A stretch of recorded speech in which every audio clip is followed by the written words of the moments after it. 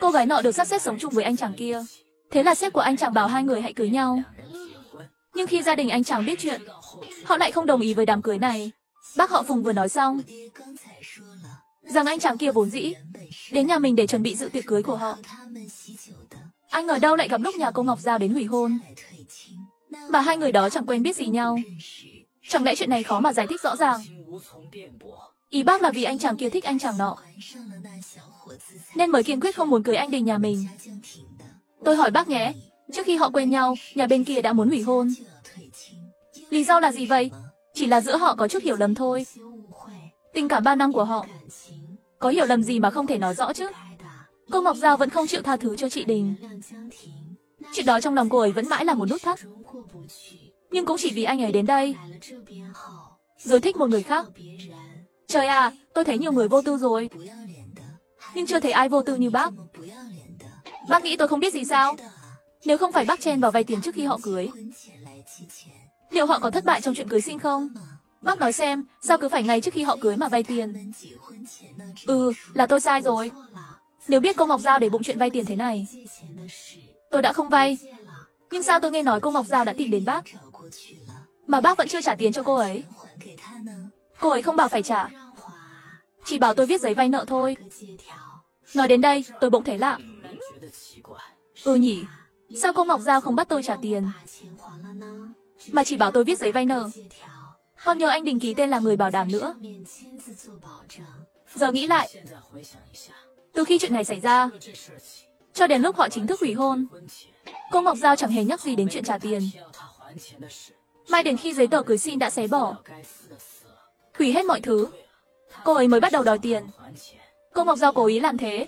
Cô ấy không muốn cưới nữa. Chuyện vay tiền chỉ là cái cớ. Cô ấy không quan tâm đến số tiền đó, mà muốn dùng chuyện vay tiền để hủy hôn. Điều cô ấy để tâm là hủy hôn. Bác Phùng kích động hẳn lên. Bác không muốn mang tiếng phá hoại tình cảm của họ đâu. Bác kéo anh Đình, hằng hải nói, Đình ơi, cậu với cô Ngọc Giao có cãi nhau từ trước rồi đúng không? Hay là có hiểu lầm gì khác? Cô ấy không phải vì chuyện tiền mà muốn hủy hôn đâu. Chắc chắn không phải thế. Tôi với cô Ngọc Giao chưa bao giờ mâu thuẫn. Không thể nào, chắc chắn không phải lỗi của tôi. Giữa hai người chắc chắn có chuyện gì đó nên cô ấy mới hủy hôn. Không thể nào là vì tôi vay tiền được. Vừa dứt lời, bác Phùng bị chị cả của anh Đình tát một cái. Một cái tát hừ. Bác đúng là không biết ngượng. Bác đổ hết trách nhiệm lên cô Ngọc Giao, bảo cô ấy thay lòng đổi dạ, rằng cô ấy thích người giàu có hơn nên mới hủy hôn. Giờ bị lật tẩy rồi. Bác lại lôi ra chuyện gì nữa? Rằng anh Đình với cô Ngọc Giao vốn đã có mâu thuẫn, cứ đổ lỗi cho người khác. Chỉ có bác là đúng, phải không? Trời ạ, bác nghĩ tôi ngốc chắc. Tôi đến đây đã tìm hiểu rõ ràng mọi chuyện giữa ba người họ rồi. Rõ như ban ngày. Trước khi bác gây ra chuyện vay tiền, chị Đình với cô Ngọc Giao ngày nào cũng quấn quýt. Tình cảm của họ tốt đẹp lắm. Chính bác gây ra chuyện này. Bác Phùng ôm mặt, chịu đựng sự xấu hổ, mắt ngần ngấn nước, sợ hãi nhìn anh Đình. Đình ơi, cậu nghĩ kỹ xem. Nếu cô Ngọc Giao thật sự để tâm chuyện tiền, sau khi tìm tôi, cô ấy không bắt tôi trả tiền, mà chỉ bảo tôi viết giấy vay nợ để tổ chức đám cưới cho hai người. Tôi chỉ cần viết giấy vay thôi. Cậu nghĩ xem, có phải thế không? Anh Đình suy nghĩ một chút, thấy cũng hơi lạ. Nhưng anh chắc chắn thái độ của cô Ngọc Giao thay đổi là từ khi chuyện vay tiền xảy ra. Chắc chắn vì chuyện vay tiền mà cô ấy muốn hủy hôn. Bác Phùng, chuyện này là lỗi của tôi. Một khi chuyện vay tiền xảy ra, dù tiền có lấy lại được hay không, cô Ngọc Giao cũng quyết định hủy hôn với tôi. Bác đừng nghĩ ngợi lung tung nữa. Trước đó, tôi với cô ấy chưa từng cãi nhau, nên nếu cậu trách tôi cũng không trách cậu. Vì chính tôi quyết định cho bác vay tiền. Giờ mọi chuyện đã vậy, tôi không trách ai. Nếu phải trách, thì trách tôi với cô Ngọc Giao không có duyên. Anh nói vậy, nhưng trong lòng đã có chút oán trách bác Phùng. Chỉ là anh nghĩ, anh Quân đã chết. Anh cảm thấy có trách nhiệm với bác Phùng và con trai bác. Giờ cô Ngọc Giao đã có người khác, mình không thể ép cô ấy được. Chuyện của anh với chị Đình, thôi bỏ qua đi. Nhưng chị Đình à, dù cậu không thành với cô Ngọc Giao, cậu cũng không thể cưới một người từng có chồng được. Cậu trẻ trung thế này, Tìm ai mà chẳng được, sao lại chọn người từng có chồng? Nghe vậy, mặt bác Phùng tái mét, trông thật khó coi. Một người chị dâu mà dám nói tôi như thế. Đợi tôi cưới vào nhà rồi, chị sẽ biết tay tôi. Chị chờ đấy. Chị cả, tôi với anh Đình đã cưới nhau rồi. Giấy đăng ký kết hôn hôm qua đã xong xuôi. Thì đã sao? Cưới rồi vẫn ly hôn được. Anh Đình vốn là người trọng tình nghĩa, nên không đồng ý ly hôn với tôi đâu. Anh Đình cúi đầu, không nói gì. Lại làm con rùa rụt cổ. Hôn nhân đâu dễ ly như thế. Tôi với anh Đình là do sếp mai mối. Nếu vừa cưới xong đã ly hôn, mọi người sẽ nghĩ gì về anh Đình đây? Chị cả, tôi với anh Đình không thể ly hôn đâu. Hừ, bác dọa chúng tôi phải không? Tôi chẳng tin đâu. Chuyện ép người ly hôn, tôi không làm. Anh Đình vẫn im lặng. Không nói tốt cũng chẳng nói xấu. Cứ để bác Phùng tranh cãi với chị cả và bác cả. Chị cả, chúng tôi vừa mới cưới. Giờ mà ly hôn là không được đâu. Hay là thế này, đợi 1 năm rưỡi nữa. Nếu anh Đình thực sự muốn ly hôn, chúng tôi sẽ ly. Lúc đó sẽ nói với sếp là chúng tôi không hợp. Cũng có lý do để giải thích. Giờ mà nói ly hôn, chẳng phải là làm sếp mất mặt sao? Bác Phùng nhanh chóng đưa ra cách giải quyết. Lời này khiến chị cả của anh Đình bất ngờ. Bác thật sự chịu ly hôn sao? Thật ra tôi cũng không muốn cưới. Chỉ là lần trước sếp đến thăm bé Thần, tiện thể trò chuyện với tôi. Sếp bảo tôi còn trẻ, không nên sống cả đời giữ lời hứa với anh Quân, nên tìm một người để xây dựng gia đình. Rồi sếp nhắc đến anh Đình, bảo anh ấy đối với bé Thần chắc chắn sẽ yêu thương như con ruột. Sếp bảo tôi cân nhắc. Rồi sao nữa? Bác Phùng ấp úng không nói tiếp,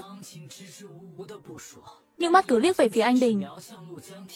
Đình, sau đó thế nào? Chị cả, đừng hỏi nữa. Chuyện đã đến nước này rồi. Hôn nhân không phải trò đùa, đâu thể nói ly là ly ngay được. Trời ơi, cậu làm tôi tức muốn xì khói luôn. Cậu xem, cậu với mẹ cưng chiều Đình quá. Chuyện lớn như cưới xin mà không bàn với gia đình. Cậu tự mình quyết định luôn. Chị cả, giờ là thời nào rồi? Hôn nhân tự do mà, dù tôi có nói với bố mẹ, họ cũng không can thiệp được. Thế là cậu thật sự ưng người từng có chồng rồi? Anh Đình lại cúi đầu, không nói gì. Ưng thật không? Tất nhiên là không ưng. Chưa bao giờ ưng cả. Nhưng bỗng nhiên anh thấy họ nói cũng có lý. Thôi, đời này cứ thế đi. Dù sao mạng sống của tôi là do anh Quân cứu. Vậy tôi sẽ dành cả đời này để bù đắp cho người nhà anh ấy. Chị cả, vài ngày nữa tôi với bác Phùng sẽ tổ chức tiệc cưới. Mời vài người bạn thân và họ hàng đến ăn uống. Chị ở lại ăn bữa cơm rồi về nhé. Chị cả thấy anh đã quyết tâm như thế, cũng không khuyên nữa. Đình, cậu làm bố thất vọng quá. Bố, dù thế nào đi nữa, con vẫn sẽ hiếu thảo với bố mẹ.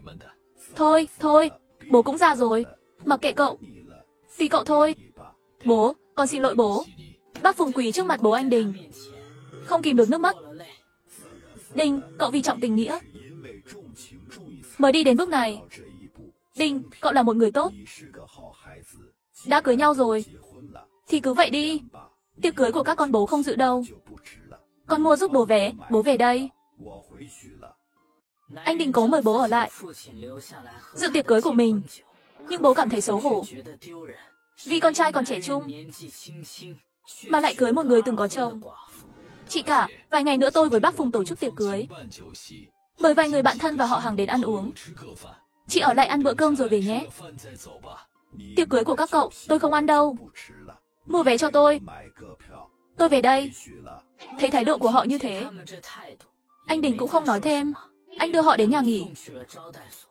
Tại nhà nghỉ, anh Đình khóc lóc, nói với bố nhiều lời xin lỗi. Hầu hết là cảm thấy có lỗi với bố mẹ. Đã vậy rồi, thôi bỏ qua đi.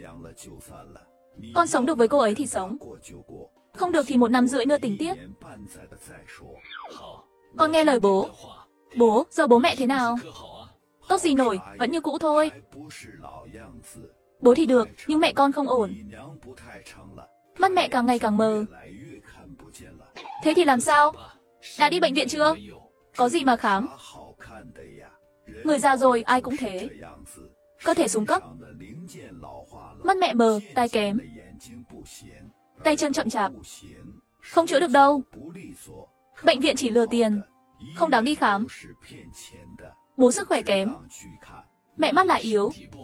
Con làm việc xa nhà. Bố mẹ làm sao đây? Bố vốn mong con cưới cô Ngọc Giao, hai đứa có con. Cô ấy ở quê chăm cháu, lo cho bố mẹ.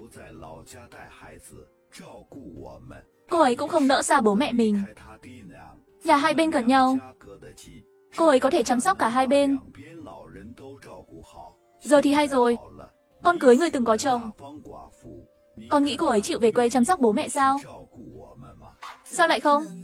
Con là quân nhân, phải phục vụ đất nước. Vợ con không phải ở quê. Lo hậu phương sao?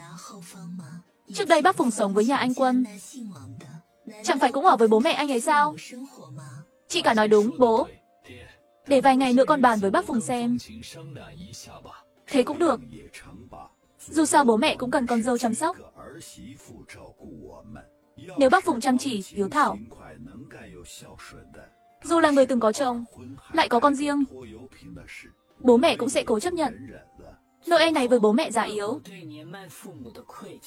khiến anh Đình đưa hết tiền trong người cho bố. Bố, con chỉ có mật này tiền. Bố cầm lấy, bố mẹ già rồi. Đừng tiết kiệm, ăn uống tốt vào. Giữ sức khỏe là hơn tất cả. Bố anh Đình thấy số tiền lớn, mấy trăm đồng lận, cầm mà tay run run. Nhiều tiền thế, con đưa bố hết. Con lấy gì sai? Không sao, nửa tháng nữa con được nhận lương. Nhưng nửa tháng này con cũng cần tiêu chứ. Thế là bố anh Đình lấy ra một nửa số tiền, nhét vào tay anh Đình. Nhưng bị chị cả ngăn lại. Đây là tiền anh Đình hiếu thảo với bố. Bố cứ cầm đi. Tiền nhìn thì nhiều, nhưng bố mẹ đã lớn tuổi, lỡ mà đau ốm, vài lần vào viện là hết ngay. Con với em hai đều có gia đình riêng, không lo nổi cho bố mẹ. Bố cầm lấy, ít nhất có tiền phòng thân. Bố cầm đi. Phòng khi cần dùng. Bố anh Đình định từ chối, nhưng thấy chị cả nháy mắt, mới nhận tiền. Khi anh Đình vừa đi khỏi, chị cả nói với bố, bố ngốc quá, em con đưa tiền thì cứ cầm. Có bao nhiêu cầm bấy nhiêu. Bố nghĩ thành phố lớn tốn kém. Bố cầm hết, nó lấy gì sai? Trời ơi, nó ở trong quân đội, được bao ăn ở. Quần áo cũng được phát miễn phí. Nó tiêu gì mà tiêu? Bố không cầm. Tiền này sẽ bị mẹ con bác Phùng tiêu hết. Thật không? Bố không tin sao? Bố nhìn mẹ con bác Phùng mặc gì, rồi nhìn bố với mẹ mặc gì đi. Mẹ con họ không chồng không cha, lấy đâu ra tiền sống sang chảnh thế? Con nghe nói đứa nhỏ được nhà nước nuôi. Trời ơi bố ơi! Nhà nước nuôi, bố nghĩ được bao nhiêu tiền? Chỉ đủ sống thôi, chứ không đủ sống tốt. Muốn ăn ngon, mặc đẹp, chút tiền đó sao đủ? Bố cầm tiền, ở chỗ bố là của em con. Để em con cầm. Nó dễ bị mẹ con bác Phùng dụ dỗ. Tiền đó chưa chắc còn là của nó. Con nói đúng đó. Không chỉ lần này bố phải cầm, sau này còn phải tìm cách lấy tiền từ anh Đình. Con thấy bác Phùng mất cử Láo Liên, chắc chắn là người lắm mưu mô, khéo còn tính toán hơn cả cô Ngọc Giao. Do anh Đình cưới người như thế, bố với mẹ phải cẩn thận hơn đấy.